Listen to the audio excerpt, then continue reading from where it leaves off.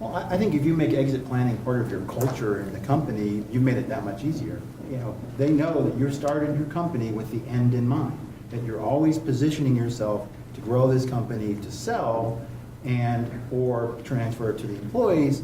But and so they hopefully are not going to be that surprised.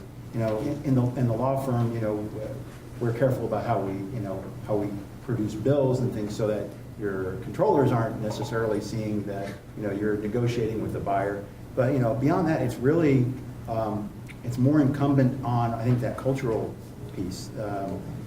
We can get non-disclosure agreements signed with buyers, and I always counsel my clients, I said, it's not a self-effectuating contract. You have to sue them when they breach it. And we've never sued anyone yet, I think, for breach of a non-disclosure agreement. And they do get breached every once in a while. Not flagrantly or intentionally, but it happens. But I think if you've made exit planning part of your culture, no one's going to be surprised that you're entertaining, you know, an option, you know, the option to sell. I must share two very quick anecdotes, and I'll make them abbreviated, about this whole concern about confidentiality. One was a gentleman who's spent his entire life after he graduated from college working in the family business. He had 7 brothers and siblings, seven brothers and sisters. They all worked in the business. He referred to them as the kids, and he wasn't that much older, but he was clearly the heir apparent. He went on and on and on about,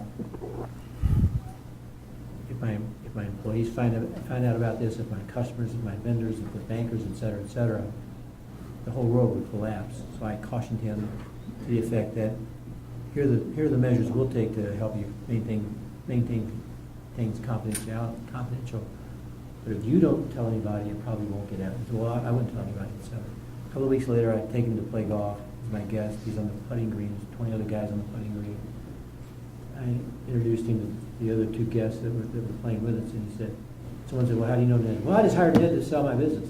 I'm standing over a practice putt, and I went like this, and I'm still being assessed for the earth scar I left on the putting green.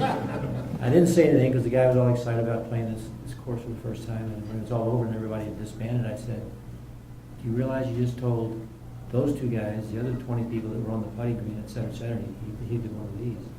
But that's what happens in transactions. So if we can convince a business owner to keep it quiet and limit the number of people who know only to those who have to know to get the deal done, it'll stay confidential.